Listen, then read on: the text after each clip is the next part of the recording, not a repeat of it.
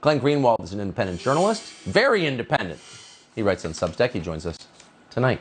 So, Glenn, I don't think you're shocked by this, but you do have to ask, like, why are they telling us this now?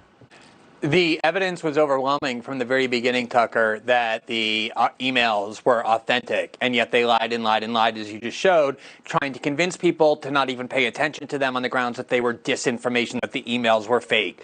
Now, the new book that just came out is from this young reporter at Politico who spent months digging into all of these emails, and obviously had he unearthed proof that these emails were forgeries and put that in his book, he would be a star. You would know his name. He'd be a household name. He'd be on every TV show. But because his reporting said the opposite, he found even more proof that all those emails were authentic, which meant that these media outlets, all of them pretty much, with a few exceptions, deliberately lied to the public in the weeks before the election by telling them that this was Russian disinformation when they knew it wasn't true.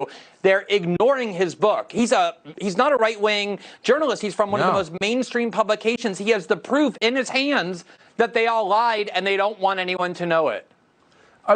Do you honestly think that if you're NBC News, if you're CNN, if you're the New York Times, the Washington Post, can you just sort of move forward as if you didn't participate in a lying campaign to influence a political election?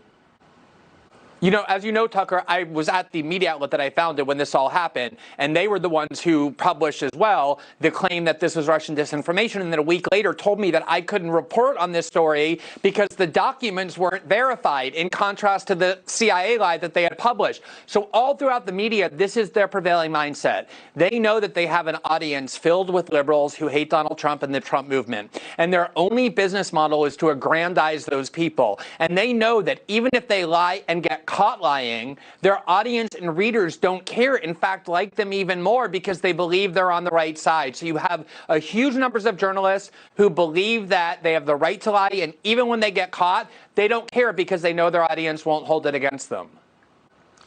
You came on, I think, immediately after you left The Intercept, and I thought it was sad then, but looking back on it, the media outlet that you founded tried to make you lie or prevented you from telling the truth. I mean, that just really sums up the moment we're living in. I'm really sorry that you went through that. I just think it's awful in every way.